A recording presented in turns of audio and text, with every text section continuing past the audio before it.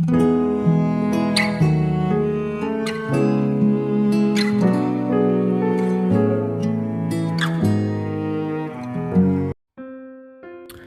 saudara yang kasih Tuhan Yesus, selamat malam dan salam sejahtera bagi saudara semua. Saya menyapa bagi saudara yang ada di Indonesia dari Sabang sampai Merauke, baik di kota maupun yang ada di desa sampai di seluruh pelosok tanah air. Dan saudara yang ada di Malaysia, di Sabah, di Sarawak, di Kuala Lumpur, di Kamboja, di Singapura, dan Amerika Serikat. Senang sekali kembali menjumpa saudara pada saat ini. Kiranya damai sejahtera dan sukacita daripada Roh Kudus melimpah dalam hati dan kehidupan saudara semua. Dan kiranya saudara semua dalam keadaan sehat selalu. Selamat datang kembali di Pokok Anggur bersama saya Yosia Krispianto. Mari saudara, sebelum kita bersama-sama merenungkan firman Tuhan, mari kita bersatu dalam doa. Bapa di surga, Bapa yang baik, yang penuh dengan kasih karunia, Bapa yang kami muliakan, di dalam nama Tuhan Yesus kami mengucap syukur oleh karena pertolongan dan penyertaan Tuhan di sepanjang hari ini, sehingga kami boleh dimampukan Tuhan untuk melewati hari ini, hari pemberian Tuhan, untuk melakukan tugas, tanggung jawab, dan seluruh aktivitas kami. Itu semua karena berkat pertolongan Tuhan. Pada saat ini kami kembali rindu untuk merenungkan firman-Mu. Berbicaralah kepada setiap kami ya Tuhan, urapi kami dan jamah hati kami, sehingga kami memahami maksud firman Tuhan. Terima kasih Tuhan, kami siap merenungkan firman-Mu hanya di dalam nama Tuhan Yesus kami berdoa. Amin. Baik saudara yang kasih Tuhan Yesus, pembacaan firman Tuhan pada saat ini terambil dari 1 Petrus 1 ayat yang ke-7. Maksud semuanya itu ialah untuk membuktikan kemurnian imanmu yang jauh lebih tinggi nilainya daripada emas yang fana yang diuji kemurniannya dengan api, sehingga kamu memperoleh puji-pujian dan kemuliaan dan kehormatan pada hari Yesus Kristus menyatakan dirinya. Saudara yang kasih Tuhan Yesus, pencobaan hidup dapat sangat menekan dan menguras emosi. Pertanyaan umum yang sering mengisi pikiran kita ketika kita menghadapi pencobaan adalah kata mengapa. Misalnya adalah mengapa ini harus terjadi dan sebagainya. Tuhan menjawab dengan satu ilustrasi seperti dalam ayat Nats yang kita sudah baca, saudara. Proses pemurnian emas digunakan sebagai analogi untuk pemurnian iman orang Kristen lewat berbagai ujian. Ketika kita baru percaya kepada Tuhan, iman kita seperti biji emas yang belum murni, yang baru dikeluarkan dari tambang emas. Proses pemurnian ada 3 langkah. Langkah pertama adalah memisahkan biji emas dari pasir dan kerikil menggunakan air mengalir. Pasir dan kerikil terbuang, sedang emas yang lebih berat tenggelam dan tertinggal. Langkah kedua, menambahkan merkuri kepada emas.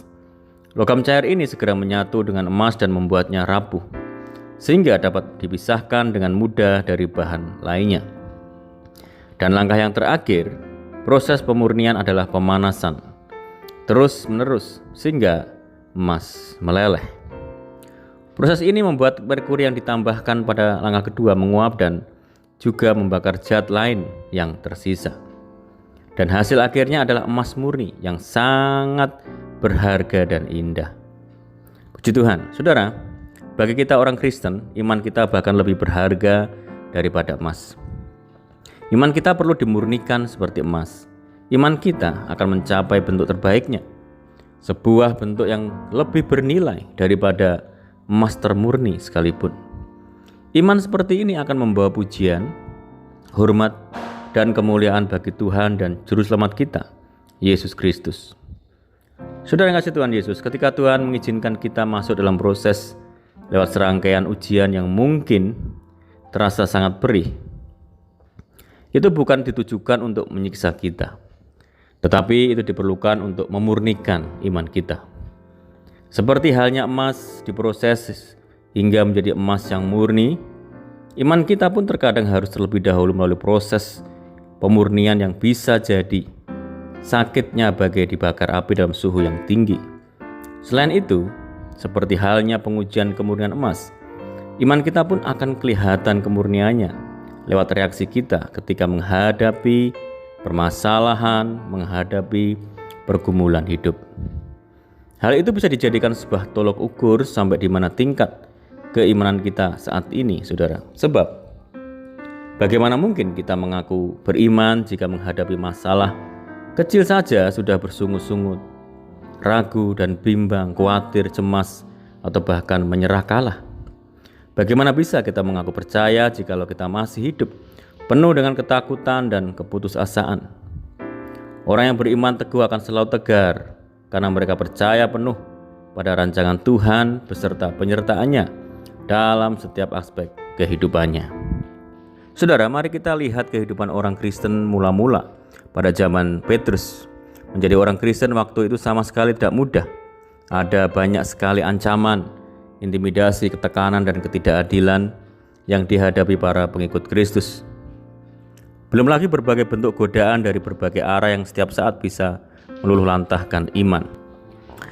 Jikalau dipikir-pikir, saudara, setiap hari sesungguhnya kita berhadapan dengan berbagai ujian yang sangat tepat untuk dijadikan tolok ukur kemurnian iman kita.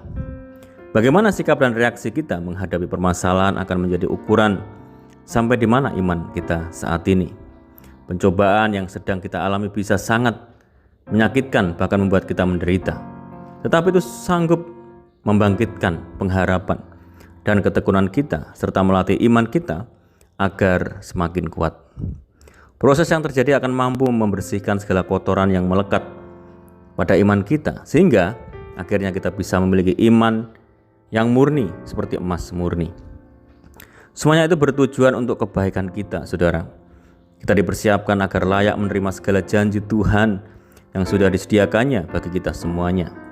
Tentu kita perlu memeriksa terlebih dahulu apakah kita memang tengah menghadapi pencobaan atau mengalami masalah karena kesalahan kita sendiri melanggar ketetapan Tuhan. Tapi jika kita sudah hidup benar tapi masih berada dalam banyak pergumulan, bertahanlah, bahkan bersyukur, sebab itu bertujuan untuk memurnikan iman kita. Pada saat nanti kita akan sangat berterima kasih dengan penuh sukacita kepada Tuhan karena sudah diizinkan menempuh proses pemurnian yang tidak saja berguna bagi hidup saat ini, tetapi juga bagi kehidupan yang akan datang, yaitu kemuliaan dan kehormatan bersama dengan Tuhan di surga. Amin, puji Tuhan. Mari kita berdoa. Bapa di surga, Bapa di dalam nama Tuhan Yesus, terima kasih Tuhan buat firman-Mu saat ini. Tuhan, ajar kami senantiasa untuk bersabar dan bertekun dalam segala proses ujian iman yang kami alami, baik dalam pergumulan dan kesesakan. Ajar kami mengerti bahwa itu semua bertujuan untuk memurnikan iman kami kepada Tuhan, sehingga kami memiliki hati yang kuat, tegar, menghadapi apapun dan tetap berdiri dalam keadaan apapun, karena kami percaya ada Tuhan yang selalu menyertai. Menterangkan firman-Mu dalam setiap hati kami, Tuhan. Ajar kami melakukannya dengan penuh kesetiaan. Saat ini kami rindu berdoa bagi saudara-saudara kami yang mendengar program ini, dimanapun mereka berada, baik dalam negeri maupun di luar negeri. Saudara kami yang di perantauan, Tuhan memberkati, Tuhan teguhkan hati mereka untuk kuat di dalam Tuhan. Tuhan menjamah, menyembuhkan setiap saudara kami yang sakit. Di dalam nama Tuhan Yesus, bilur Tuhan Yesus menyembuhkan. Tuhan memberkati saudara kami semua dalam rumah tangga, keluarga, pekerjaan, bisnis, pendidikan, dan apapun yang dikerjakan Tuhan yang jadikan berhasil. Mohon penyertaan dan penjagaan Tuhan malam ini, pimpin kami, tuntun kami supaya kami berjalan dalam segala terang firman-Mu. Berdoa bagi saudara kami yang terikat oleh kuasa kegelapan, Tuhan lepaskan, bebaskan di dalam nama Tuhan Yesus. Berikan kami penghiburan, berikan kekuatan bagi setiap kami yang lemah dan putus asa. Berdoa bagi daerah kami, kota kami, desa kami, negeri kami, Tuhan memberkati. Terima kasih Tuhan. Ini doa kami hanya di dalam nama Tuhan Yesus kami berdoa. Amin. Puji nama Tuhan, saudara, kita sudah mendengarkan firman Tuhan saat ini. Saya percaya saudara semua diberkati. Mari kita tetap bersukacita dalam Tuhan, tetap mengandalkan Tuhan senantiasa. Saya ucapkan selamat malam, selamat beristirahat. Tuhan Yesus memberkati. Haleluya.